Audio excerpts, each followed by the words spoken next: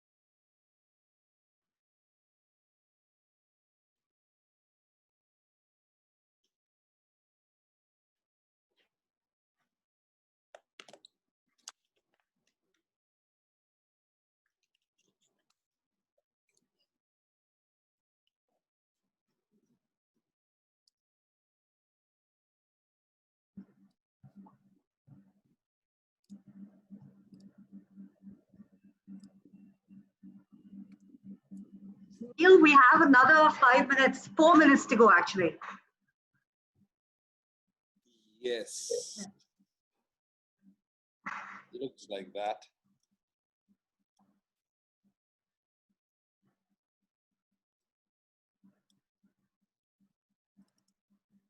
So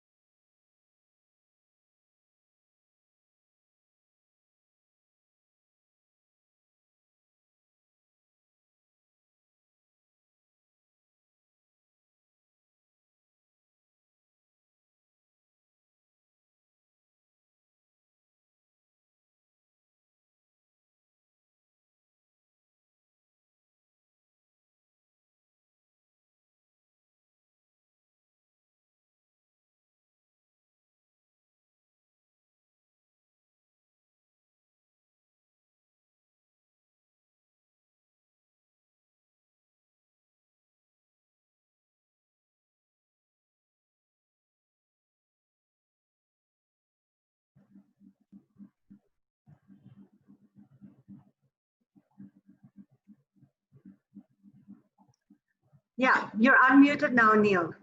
Yes. It's 6 o'clock dot. Yeah. What do you suggest? Should we start? We should. Yeah, I think we have enough viewers around. Yeah. okay, wait, I'm just gonna,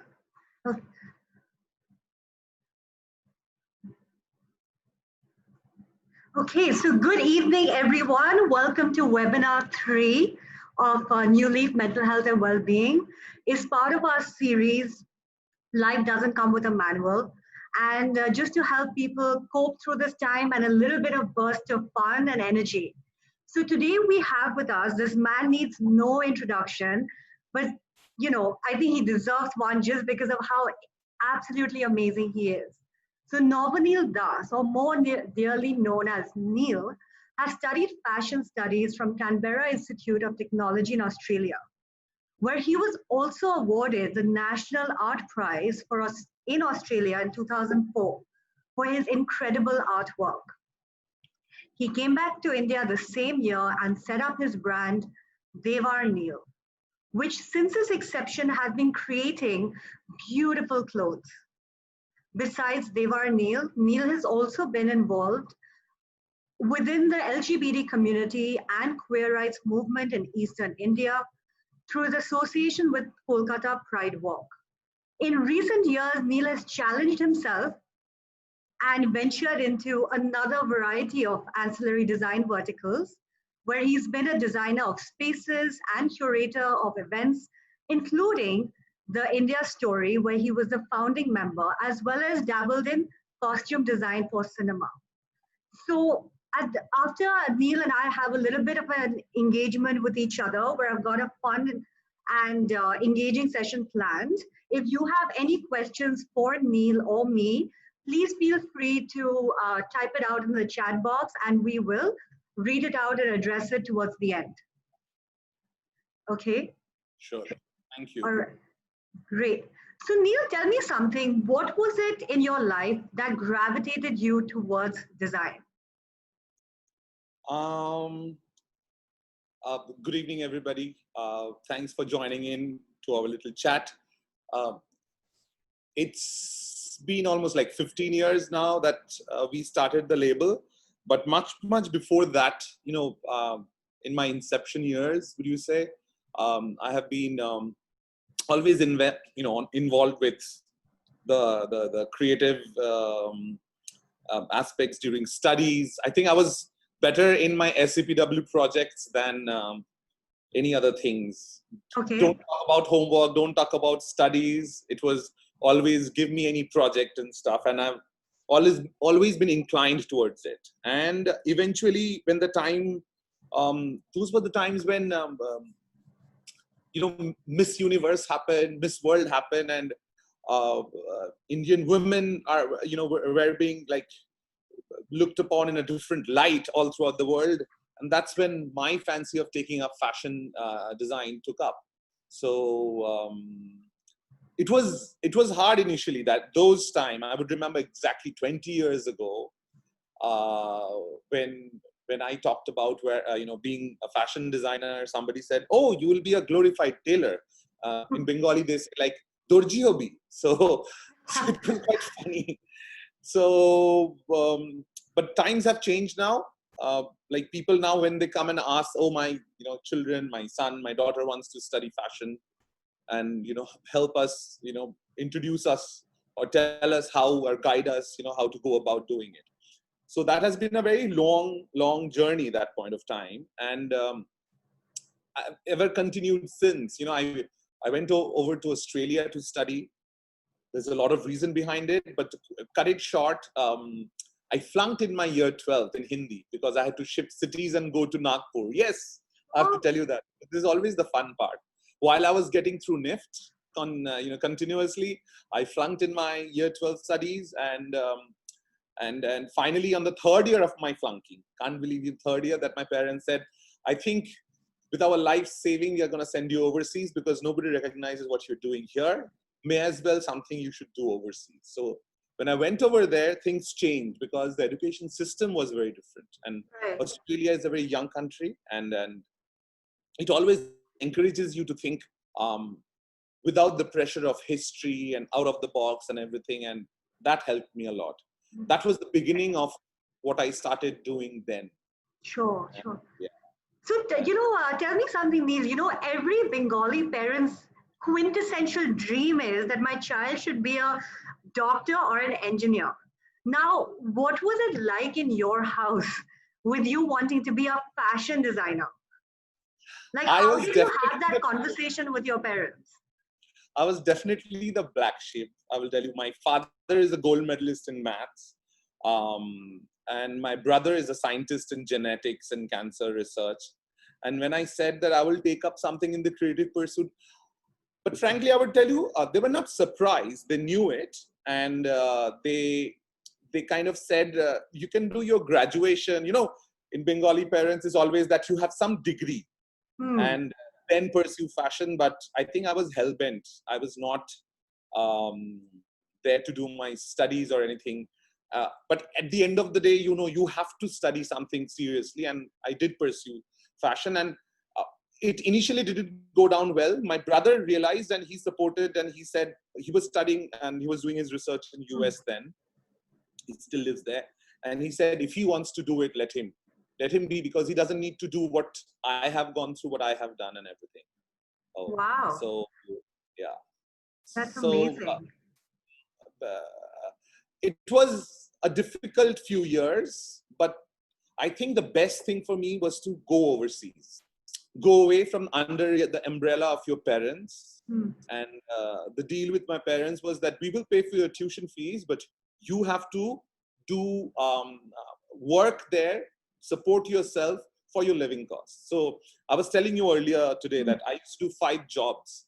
And I think that is what made me do or become an entrepreneur back here today. I used to work in the hotel industry as a dishwasher, as a cook, as a grill master, as a waiter, as a bar attendant. All of it parallelly I used to do with studies. So, Wow. fashion is all about multitasking, because you cannot concentrate on one single aspect, while Right. creating. You are looking at, this client, that store order, this scene, that design and everything. So continuously. And I came back and I met Dave. We never knew each other from a bar of a soap. And we kind of hit it out in the very first 6 months and started within 6 months. It was a big step, but I have always been one of those who have taken chances. And people said, that, how did you manage to do this? I'm like, I just said, it's great vibe, great working Yeah. relationship, and let's start it. That's how it is. So 15 years ago. Wow. So, you met him and you guys started in 6 months. Did you have any sort of apprehensions about starting your label so young, just coming back from overseas from your studies? See, there was a huge decision that, for Indians, usually you go overseas means that's it. That's your life. Hmm. You take up citizenship, you get everything done, because you want to get away from India. That is always the dream for a lot of Bengalis. For them is going overseas, living in US. Australia was still a new country that time for them to go to. It was Sure. just the early years. And I remember when I got my PR, which is called permanent residency or equivalent to green card in um, in uh, in In the Australia. Yeah. Australia. I remember waking up the very next day, and I realized, and I wake up saying, "Is this what's the feeling which I want?" And I called up home to say, this is not what I like. I want to come back and start something. Hmm. And then there was all hell broke loose, and I'm like, "Oh my God, we sent you with all our life savings, and you want to come back again?" So that was a big I step. relate to that feeling. It's only when you live outside your country do you know what it feels like to be a second class citizen.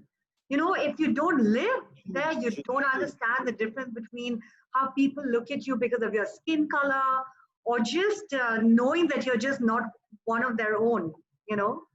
Let me tell you what happened quickly, because this is all because of the formative year things, and it's all connects the dot now that I look back.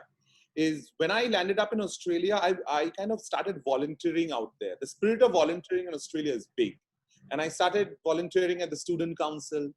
In my first year, I realized that, accepting your sexuality and being comfortable with it is one of the most important things. So while I was doing my volunteering, I took up the role of the sexuality officer, learned things at the student union. And Wow. next year, I got elected as the student union president, which was like a 14,000 strong, students. So I was the first international student to be one. So all these things, when you volunteer, when you go ahead, try helping people, you are also helping yourself learn things. Now, talking about racism, talking about things that you are a second-class citizen, I always believed that you are an ambassador of your country when you are in that country, another country. So how you behave is how they will treat you back. So I didn't really face racism, which people are facing nowadays, because I think it has become huge, big issue nowadays with media, with social media, flow of information. I made sure that that I got my respect the way I gave it to them.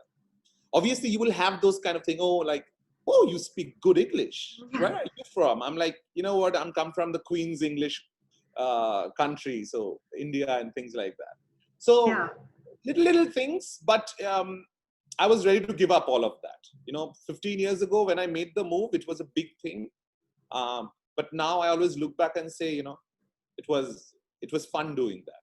Yeah, great. So, I mean, is there a person, is there a certain, some incident or a person who you feel has made like has had a strong influence on your career choice? This always goes back to my mother. You know what? Oh, Bengali mothers kind of involved their children and their son a lot, and I was the younger one staying closer to her.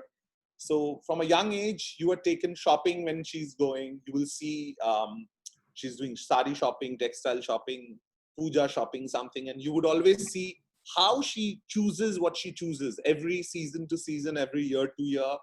How will she dress herself up? Why will she choose these colors in a season? Things like that.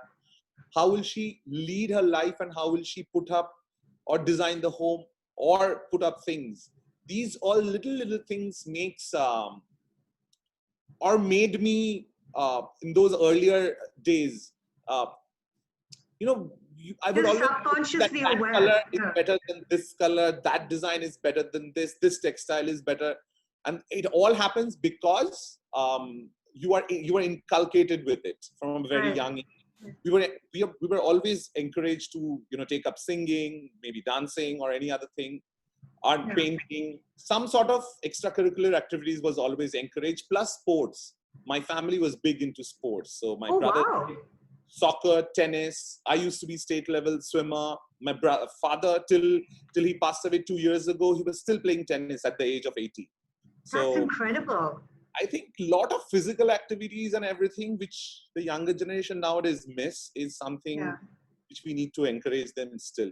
The sportsman spirit is very important Absolutely. and helps me stay sane. This lockdown 3 months, I have to confess to everybody, you guys will be aghast. I was out every day. I was out either to distribute things for essentials. I was out every alternate day going for runs around Southern Avenue, 6, 8, 10 kilometers. So I remember, I think I've done around 150 to 200 kilometers of run, physical. Wow. So the lockdown wasn't like living in a big boss house then for you. No, I made sure I will not be at home. So the evenings I used to sneak out. I remember 5:36, it's dark. I will run around. If the police see me, I will run inside a gully or somewhere. But I will still run. Still run. But that kept me fit. So physical fitness is related to mental fitness. I've always been taught that, and I practice it every day still. Yeah.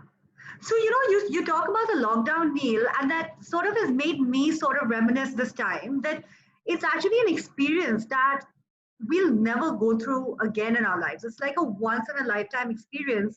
And I've been bringing that a lot into my sessions for people to look at, how can they use this to transform themselves? Like, instead of just complaining about being locked up and not having access to a lot of things, to look at how you can transform and create more agency. So I want to ask you, has this impacted your any creative juices or any other outlets for you regarding work? Two.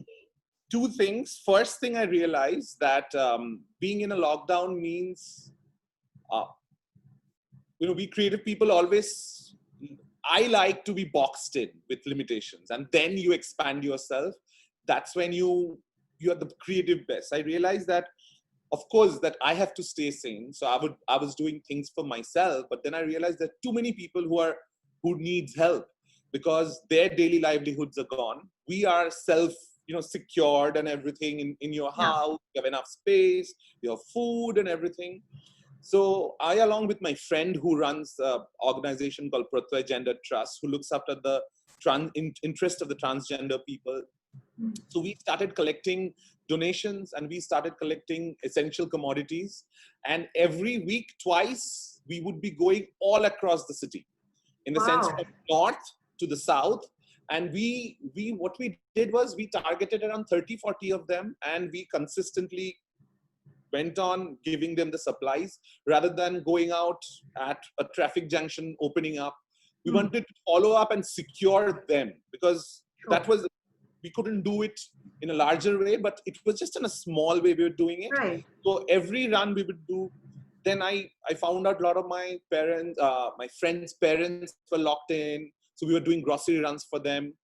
Hmm. So all this kept you busy. So this is the first one. Basically, you had to help and you had to see that what is possible. How can you be of utility for others? And the other thing I realized that, the moment you are sitting at home and you're looking around, you realize how are we limited now, that we are dependent on sourcing things from outside the state, outside the country for little things.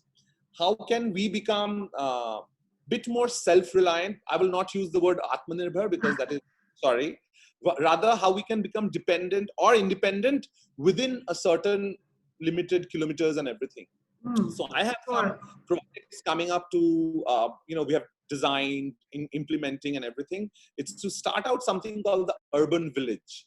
Okay. Is all about, the urban village is all about creating a society within this urban atmosphere where, from farming to creative things to selling clothes to other crafts and everybody, the people who will be involved will all be living within those structures. So it's in formative stage.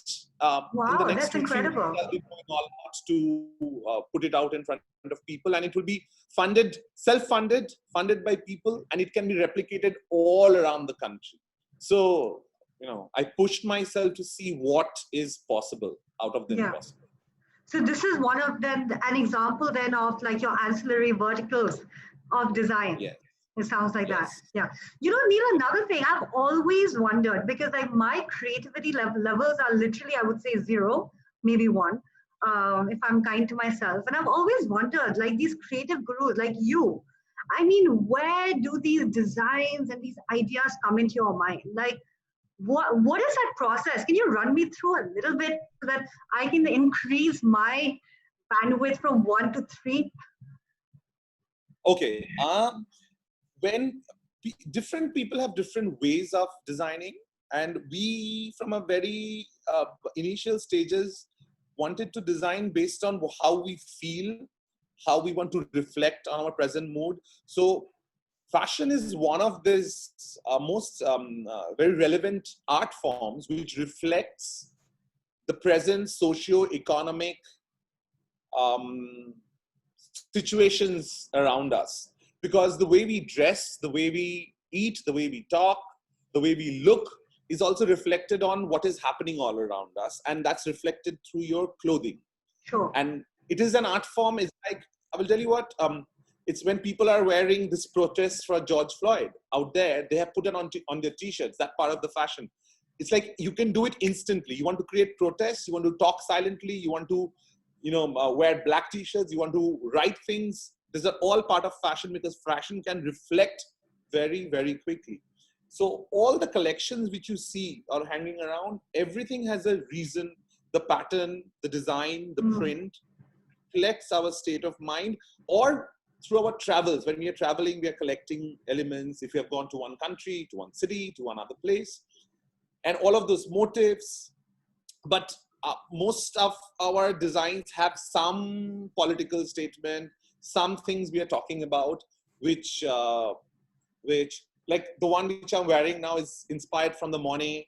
Yet this was part of the series called The Valley of Missing Flowers. 2-3 years ago, we were talking about the Kashmir situation, and we were talking about how how we need to address through our clothing or some ways that what is happening in Kashmir is not the best possible solution.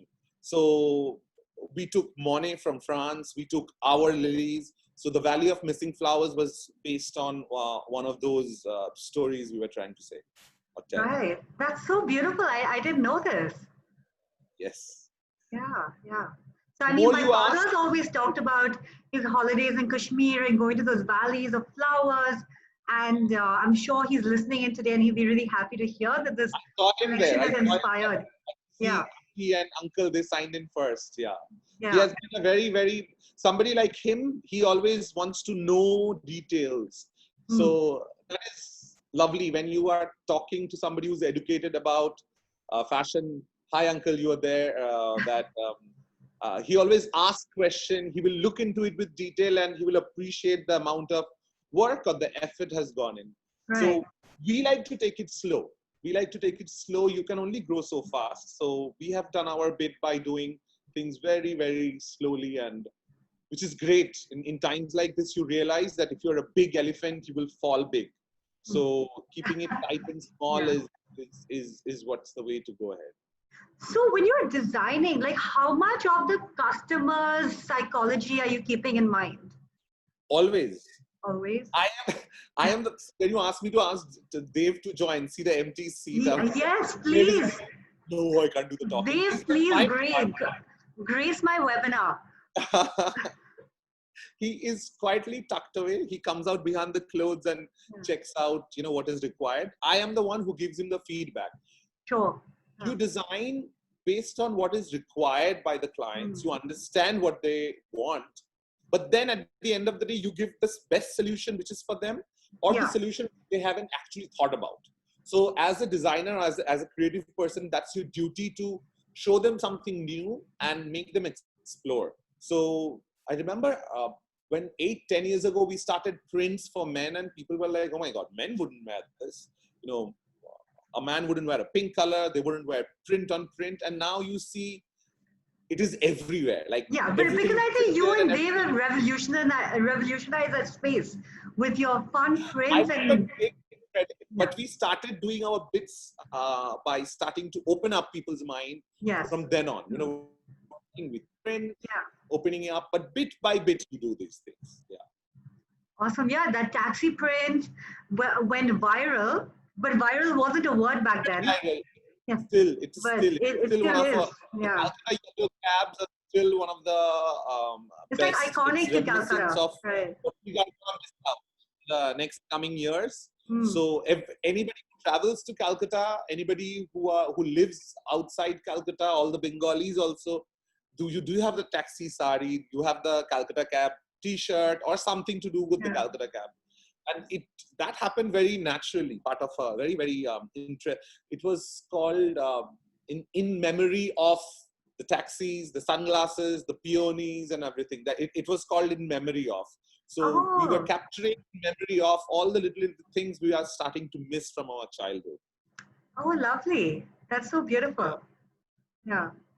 Great. So, I mean, they were seen like, you guys are like working on Fashion Week collections. There's earlier there was summer and winter. Now there's autumn thrown into. So there's a lot of pressure to, make sure people are sort of interested in the collection and, there's enough business around it.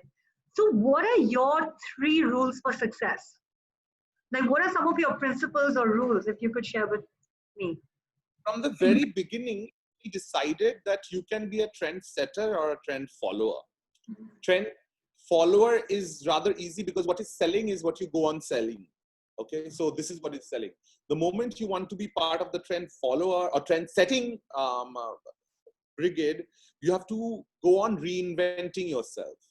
So all our collections which you have been seeing over the years, people say, what's your signature style? I said, you will find our signature style as and when you see what we have done. But we are not stuck to something. So from each collection, we move on that, okay, this is what we have done. What's next? What's something new? What is something which would be fun to do? So we go on from one to the other, and each time, but the essence, there is a signature, certain signature which slowly emerges, because obviously you are more gravitated towards certain texture, certain prints, certain embroidery, and it's all about the finesse, which we are always gravitated towards, the quality of work. The quality, And, of course. yes, the quality and over quantity, and also to create experiences for people. So that's how we got into space design. That's how we got into event design bit by bit, because people started liking how we think, how we showcase things. And but it's a very, very tough time ahead, because all of a sudden in this 3 months, whatever you planned, whatever path you thought is going to be right, COVID, lockdown kind of, just jumbled up the whole puzzle.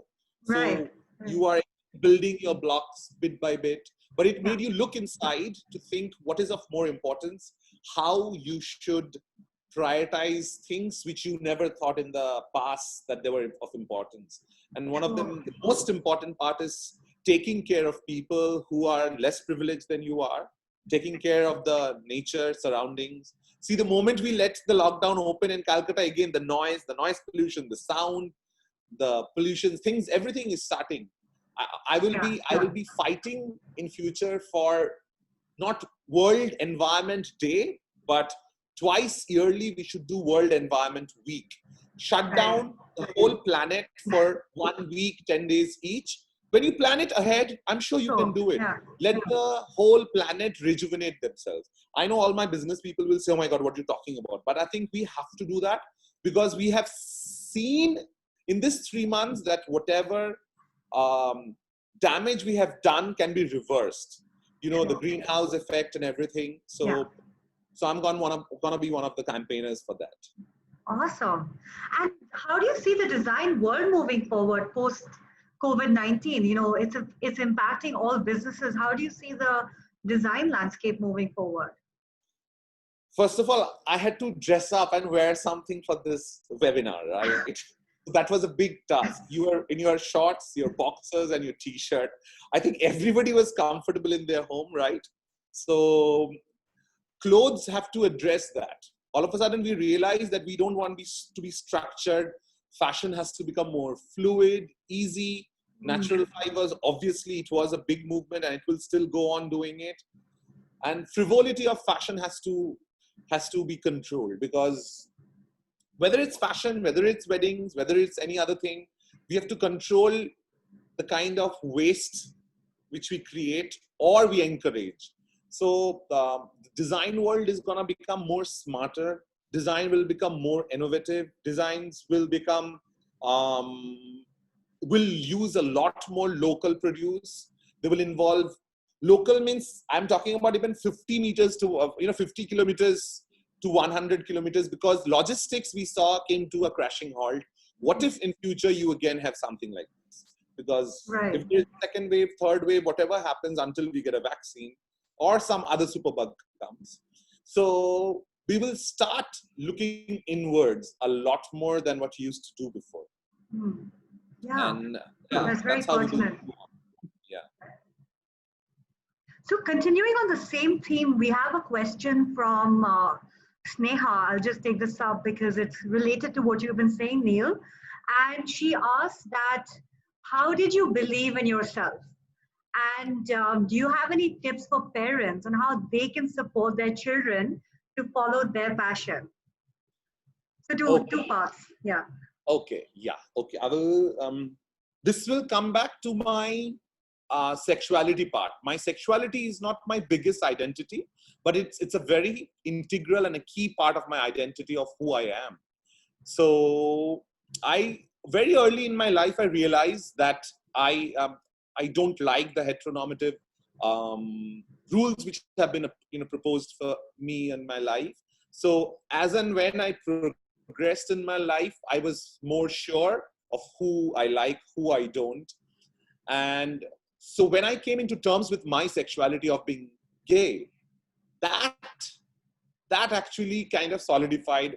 Until I came out to my parents, my mom, my friends and family, I remembered I used to hide things. But then the day I did it, I remembered, I think my mother started filling in the blanks much better. She started understanding that why I lied or hid things. You would do things when you're hiding. So my self-belief became more and more stronger as I came out and accepted the way I am, who I am. I remember a few days ago, I was chatting with somebody and he said, "Oh, you look very flamboyant and everything." Flamboyant. I said, "No, it's not. You may say it's flamboyant, but for me, it's my confidence which comes out from knowing who I am and addressing it and being comfortable in your skin." And being comfortable is not easy because the societal rules are always kind of keeping,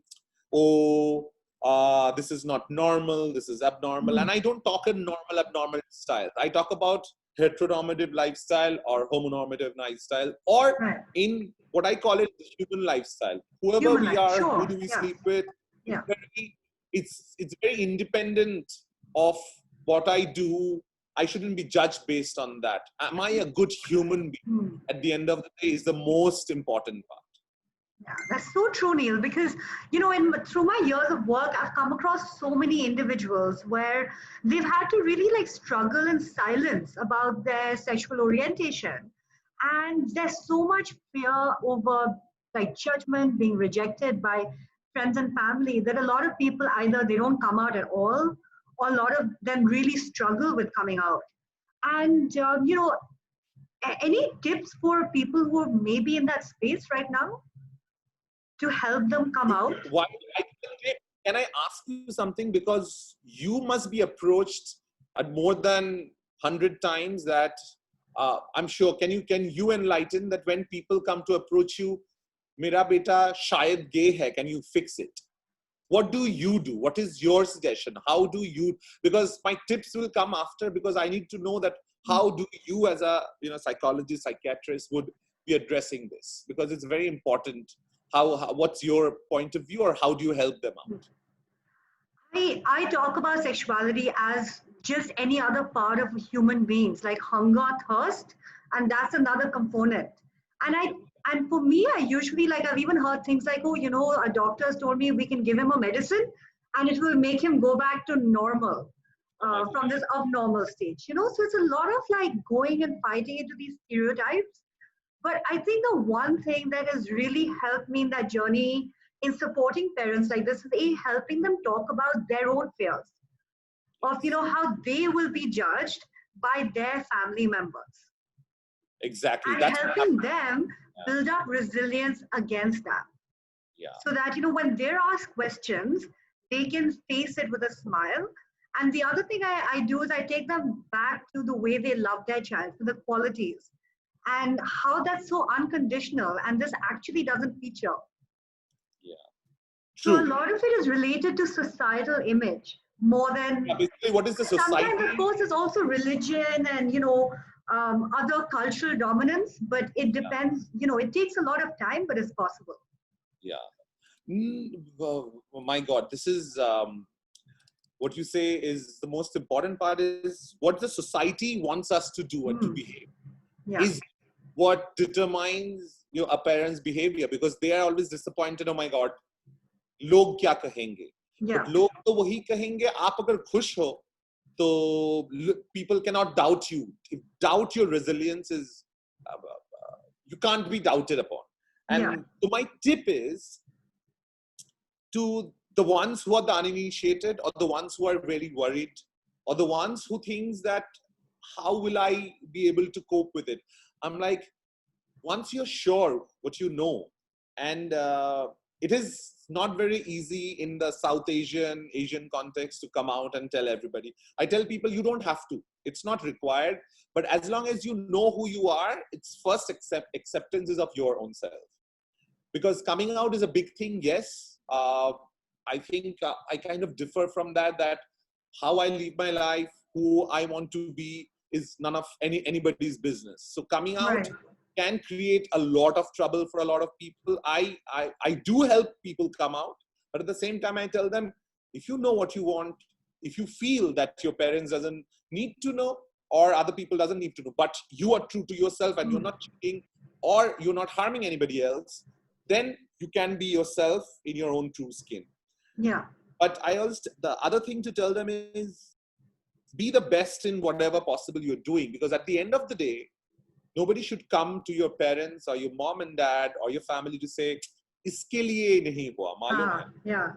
So I look at my Wrong track mein sexuality. chala gaya. You know that. Yeah, wrong track. Yeah. I look at my sexuality as actually rather an advantage, as a stepping stone rather than as a deterrent. So in the past, I may have faced from friends and everybody, then I realized the people who were being discriminating again towards me were feeding on my fears, maybe. That they thought, oh, I'm not confident enough to reply back to them.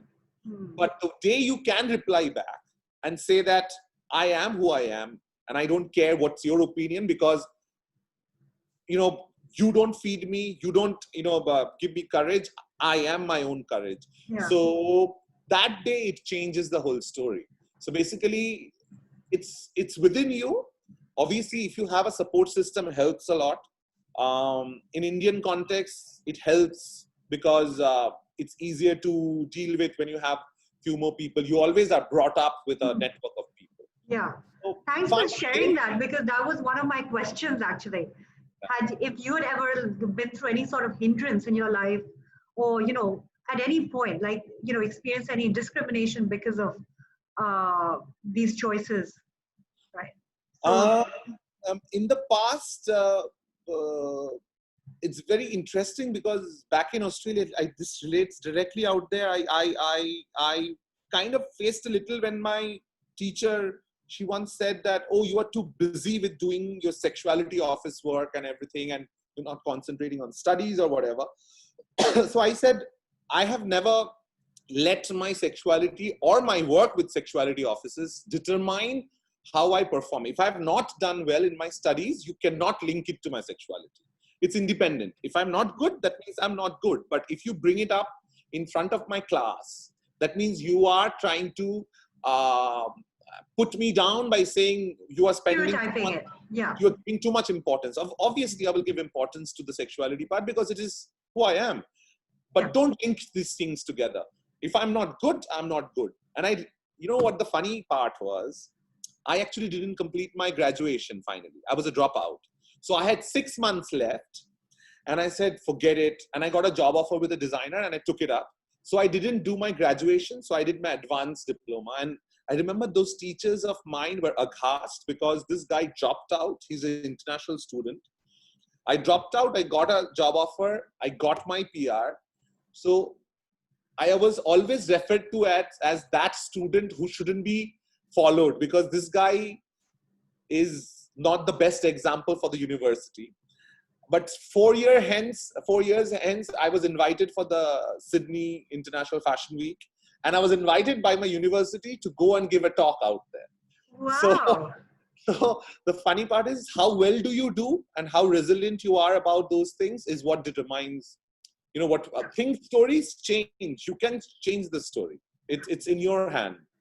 I almost feel like, hearing this now from you, it's almost like, being a college dropout and success has a really strong and intimate relationship. You look at Mark Zuckerberg and now closer home, Navonil Das, creating waves in their space. So very, very bad example. No. The parents wouldn't want to. But this is not, yeah. But I mean, and I'm also thinking right now about what your parents were going through. They sent you there with, to study, that to an unconventional choice of studies. And then you tell them, hey, I'm not completing graduation.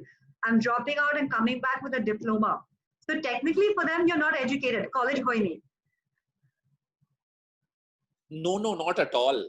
degree hi nahi hua. You know, Bengali mane tumi to ar degree korle na, you don't have the bachelor's degree.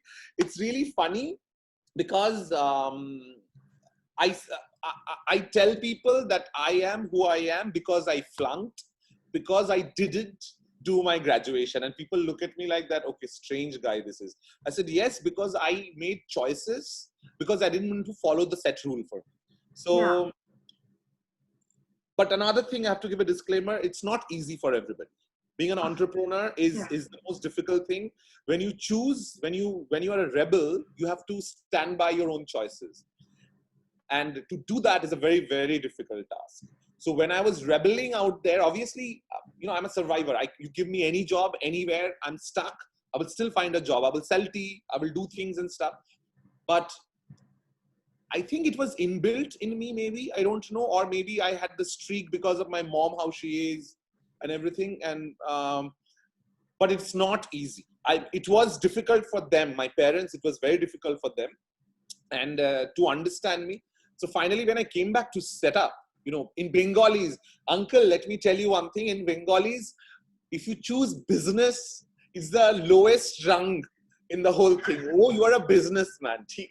So when I have to tell you, because I was always like, oh my God, he's doing business. That means he will die of hunger. So because there is no assurance of earning. Dorji business. Yeah, because salary coming into your bank every month as a salaried person is always more accepted than being a businessman who will, like, look at during COVID times what happens. But I feel proud or feel happy that I can provide for almost 70 to 100 people who I provide for. Wow, Neil, that's truly incredible. Yeah. So tell me, Neil, like, if we can just make the conversation go towards a little more on, like, you know, there's so many women and men on our webinar today. What are some style tips you could share with us?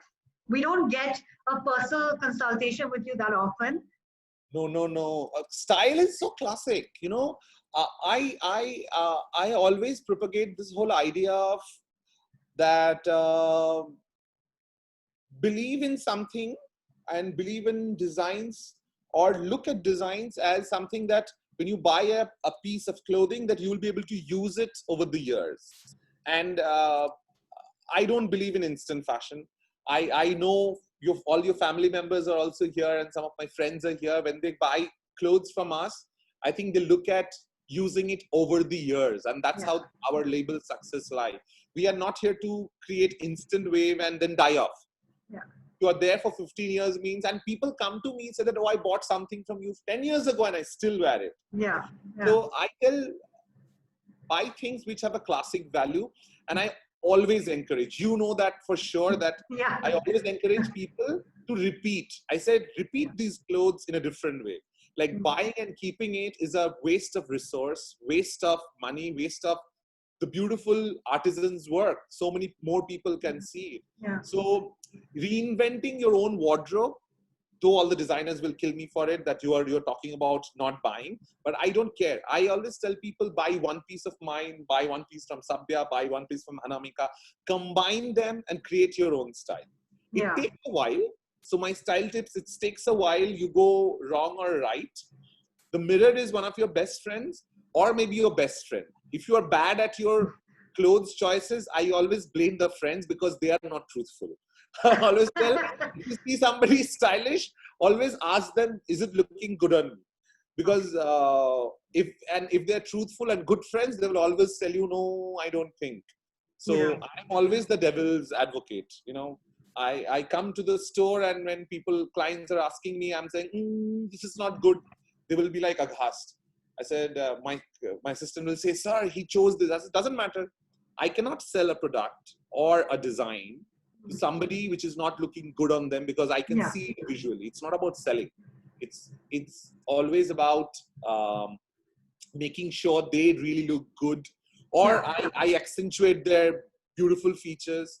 And this is a part of that experience that you're offering. And I've seen that honesty, that of course at work, but also this tells me the next time I see you in a social gathering, I'm going to come and ask you, how do I look tonight?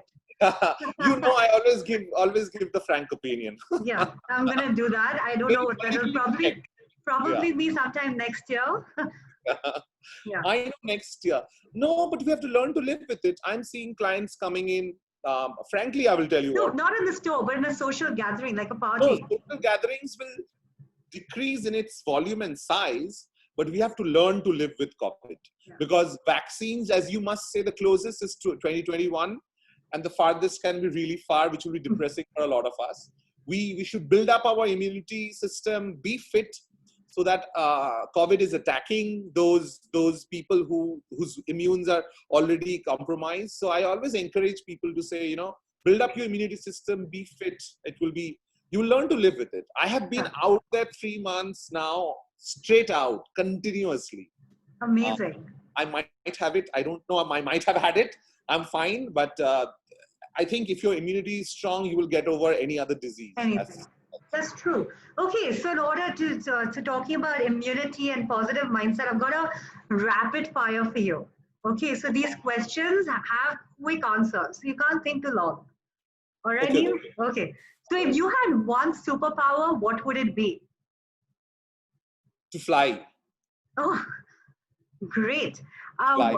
A piece of advice you would give to younger Neil. Learn to count money. I didn't ever. All right, nice one. What's the craziest request anyone has ever made to you? And they still do make me look thin. I always tell them I can make you look good, but I'm not a plastic surgeon. I can't make you look thin. I can enhance whatever good parts you have. Yeah. Have you ever Googled yourself? Initial years I used to do. I did. I'm like, oh, I can see, but I don't like Googling. My past pictures are not the best to look at. All right. I think we all think that, right? About our past pictures. All right. Okay. So imagine, how much would you pay a hacker to release your browsing history on Google? Like if you had to bribe a hacker who had hacked into your browsing history, how much would you pay him? Oh, no, nothing, because I am not much on social media. You will see very little active that way, not searching much. You might just see what I'm looking for gardening things on Amazon. You will be surprised. I'm building a forest in my place. So that's what I'm looking for most of the time. Okay. I don't follow fashion. I don't look at other things. No, nothing much. I will not pay them at all. No way. No way. All right. What are the top 3 things you've done during lockdown? Like at home. I know you've been out a lot, but at home? I love cooking. When I was chatting today, I was making focaccia. I was cooking all sorts of things which I like to cook. I cooked. I worked out so much. I remember going up and down the stairs. I did 5 kilometers one day. So can you imagine how many times you must have gone up and down just to do some silly workout? So that's the day I decided I'm going to go run outside. Okay. What's the top 3 thing? I actually hardly slept. People slept a lot. I hardly slept or watched TV too much or anything. Yeah. I was off. I was so not Netflix hasn't been your best friend? No. I've been, no. Bits and pieces, the usual way. I don't have satellite TV at home. Netflix, the same amount of those I do. Yeah. Okay. What's your favorite aspect of lockdown. Yeah. Well, what's your favorite aspect of your life?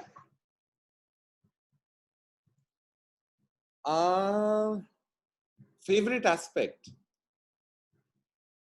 That I choose to do what I want to do whenever I want to do. I choose that, okay, I will design an event. I will design a marriage. I will choose to design a space. That's awesome. Do that. I choose so that I'm now doing gardening, and how? Out on my runs, auntie, I will come to your house to steal some plants. And what's the worst aspect of your life? Oh God, I should. If there is one. To slow down. I should do that. Calm down, sit down for 5 minutes. Yeah, because I'm always up to something until I go to sleep, which is in 5 seconds at 11:30, and then I wake up at 5:36. I'm always like up to something. Okay, let's do this, let's do that, organize this and stuff. Calm down. Like proactive and on your toes all the time, huh? Yeah, great. And who do you think has the best dressing sense? Among my No, friends, celebrity. So huh? that celebrity, so that people can she relate. she is actually now a big celeb, and because of her I believe in a lot of things, and because of her I know that taking chances pays off and everything. Is somebody like um a young politician like Moha Moitro. I love her sense of style. She has got definitive sense of style. She's campaigning, she's out working every day with saris, but she will come back home, she will wear a dress to go out to party. So how many people can do that? You Yeah, know, she amazing. has the red nails and she's a politician and she's unapologetic about it. She Yeah. said, I don't want to be hypocrite because I believe that I need to work for people, but I like good things in life. So why do we have to be politically correct all the time? Sure. She's not in addressing, not in anything. She will do what Yeah. she wants. And what's that one accessory or one thing that can make any look stylish or like, Sari, kind of sari. sari? Anytime, And for men? anytime. For men, my things are always kurtas. I'm wearing one anytime. Any lovely occasion, family occasion, you pull out your kurta. In Bengalis, we wear dhotis. Uncle wear dhotis. I know you guys of the tradition of wearing lovely dhotis. So Yeah. for crisp white dhoti and a kurta, and for a woman a sari is nothing. Simple sari, nothing at all. Yeah. And there is All so right. many weavers to support, so many printers to support. You can choose something very simple. And what are you most excited about in the next few months? Ah, I'm actually very excited about this urban village project, which I am, Sure. building upon. It's now in a planning stage. We are doing the workout of how the layout will happen. I'm bringing on board so many different people from different practices and everything. So they will all come together. And while I would spearhead, it will be such a collaborative effort from so many older people, younger people, everybody, because it will be a participative thing. We have to Right. build something which will create more sustenance in true sense in your locality, in your region. Sure. And Sure. then we talk about it. Sustainability, we are going to talk in serious sense. It's not going to be a stamp. It's not going to be a certificate anymore. We have to Right. work. We have to make sure that how we make things, and we are not going to faff about it. We are going to be talking. So tell me what is sustainable for you. Tell me in direct sense. Are you taking care of your workers? Are you taking care of the environment? Are you taking care of the local artisans? All these things has to be addressed very seriously. Very Oh, serious. sure. That's right, Neil. Okay, so Neil, now we have some questions from people who've written in. So I'm going to shoot them to you. Okay. Um, All right. I'm also trying so to. there's one with from somebody who sent it to me privately and has asked, do you think brands like e-commerce, do you think of brand e-commerce strategies will be stronger due to this COVID situation? Yes, e-commerce will become. This is where it is moving. Like people are asking us. We were surprised that they want to shop because they can't come to us. They're asking for pictures. They're sending in their measurements. So e-commerce was a movement which was taking off slowly in India, but now it is one of the most important platforms that everybody has to activate themselves in. Okay, so this question was asked by Hussein, so I think you might know him. Yes. Hussein works with ecom in Bangladesh, as far as I know. Great. Okay. Or So, Aram. Yeah. okay, so my dad has asked, Neil, where do you get your creative moments? Is it while meditating or on the drawing board or somewhere else? I told you as Dudhorias, there's only one person with creative elements, and that's my mom. So all of us want to know this answer, Neil. My creative moment comes from people I interact with. You would always see, Uncle, you would always see me interacting, talking. I try and get to know them genuinely. What inspires them? What is their life story?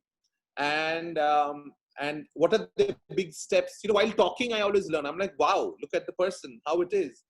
And those are, and I think my creative thing comes from to learn by being learned. You have to learn to be humble at the end. Whatever it is, we are here.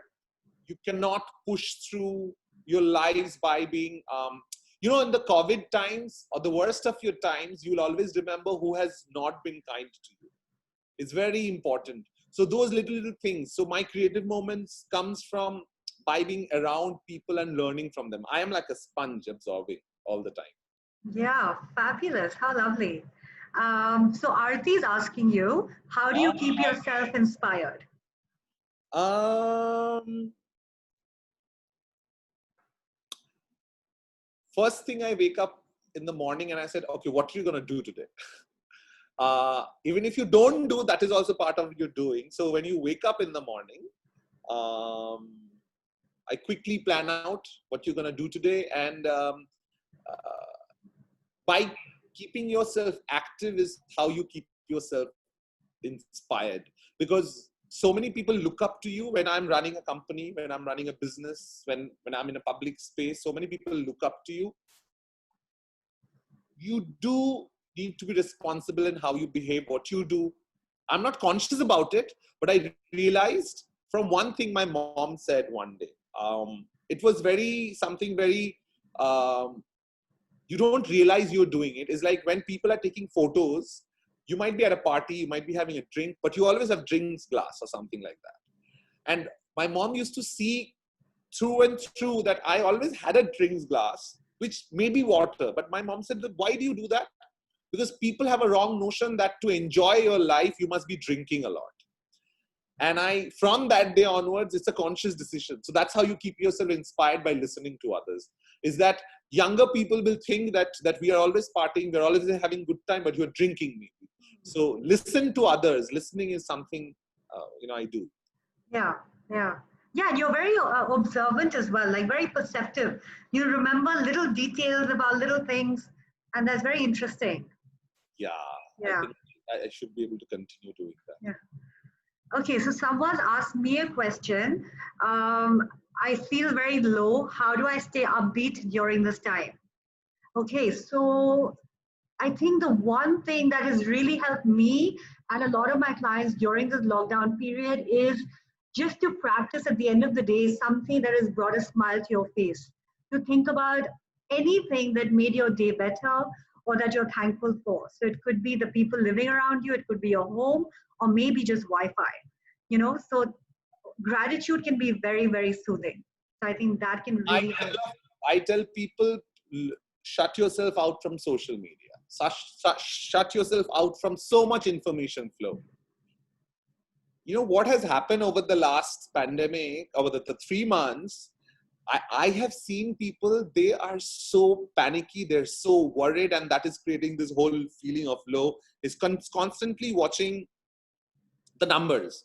The numbers are increasing. Oh my God, it's there, it's here. In Bengali, we say dhara podeche, means pakda gaya hai. And yeah, pakda gaya means it's a disease. It will come to you eventually. So at this point of time, what is happening constantly is people are being fed. And this fear, which is controlled through media by the information you are seeing constantly.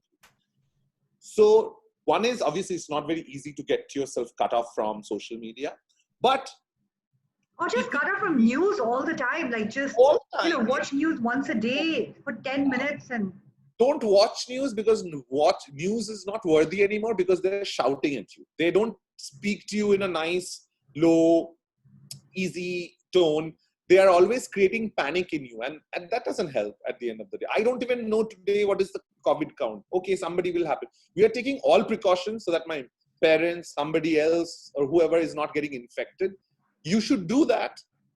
But at the same time, you cannot live your life based on that. This 3 months must have taught that we as human beings cannot be locked inside. Otherwise, we will go mad. yeah. And we have to look after our mental health by keeping ourselves busy. Absolutely. All right. So, Neil, this is a personal question that someone has asked. So, feel free to answer or decline it. It's sent to me privately, so you may not be able to see it. Okay. So, Neil, do you plan to get married and have a family? Is that something you strive for in your journey?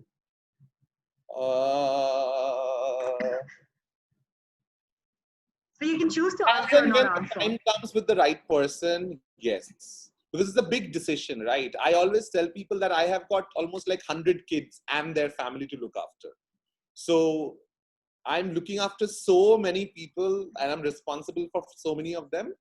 So when I feel the person is right, who will be there with me to take care of the child, because I am the biggest child of them all, who will take care of me? The Yes, right why person not? will come along. Yes, why not? Yeah, yeah. Okay, so last question that we're taking, and then we'll call it a day. What are the challenges of this competitive market? Um, Challenges of the competitive market right now is to be aware what your clients want. So be very, very aware of, you can't push through things thinking this will sell, right? You have to be aware, one of the pricing, the quality of the products, and what is it saying? You know, at the end of the day, people will buy your product if they believe in your product. They will not. There are too many people in the competition. There are too many people in the market. So your product has to have some story behind it, and you need to go and tell it out there. Yeah. Who you are, what do you believe in, your ideas, your ideologies, your faith in belief, everything. Faith not as religion, but faith as in, you know, what do you believe in? Yeah. Great. Thank you so much, Neil. This has been such an amazing hour. And I've learned so much about you that I already Thank didn't you for know all the in all these audience. My years. God, Amber, everybody was watching. It's so nerve-wracking. My God, so many of them. Thank you for signing in. Thanks. Yeah, it was Yeah. great fun. Actually, I Yeah. hope I didn't bore you all. I talk so much, so I didn't bore you No, all no, at it's all. always amazing hearing you speak and also like learning new things about you. I've known you for so long, but I had no idea of so many aspects of you. Yeah, I don't go and harp it, but yes, I do share it when the time is right. Yeah, great. Thank you, Neil. Thank you so much. Thank you, everybody. Thank you, Uncle, Auntie, and sort of I can see he's signed in, but he's hearing or not, I don't Yeah, know. yeah, I'm sure he's hearing. His sister is doing this. He better be hearing. And my friend Sneha has written fabulous session, and such a pleasure and inspiration, Neil. Thank you, Sneha. Thank you so much. Oh, I know even Priya, my assistant, she was watching. She's my ex-assistant, I would say, but she's lovely. She's there. So many people. Thank you, everybody. Thank you, so many of you being there. Hussein from Bangladesh was also there. And Puneet, thanks. Thank you for being there. Thank you, Sneha. Shubhika. And Yeah. Francis Sebastian, he has always a smile. No, that's Father Sebastian. That's my boss. Okay. Hi. Yeah. Good evening, Father. Hi. Yeah. So it's really nice of him to make some time and log in today. Yes. Thank you, everybody. Thanks a lot. Thank you, Shubhika. Thank you, Neil. It was fantastic. Thank you so much. Our pleasure. Thanks.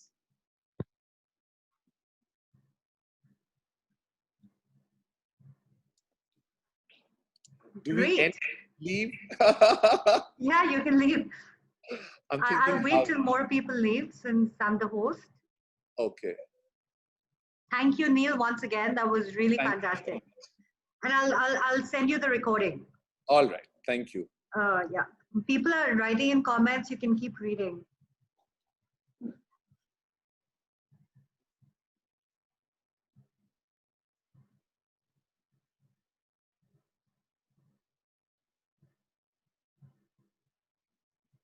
Hi, everyone.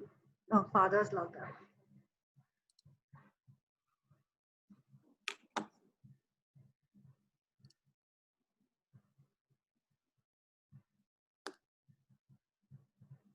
Thank you, everyone, for logging in and spending time.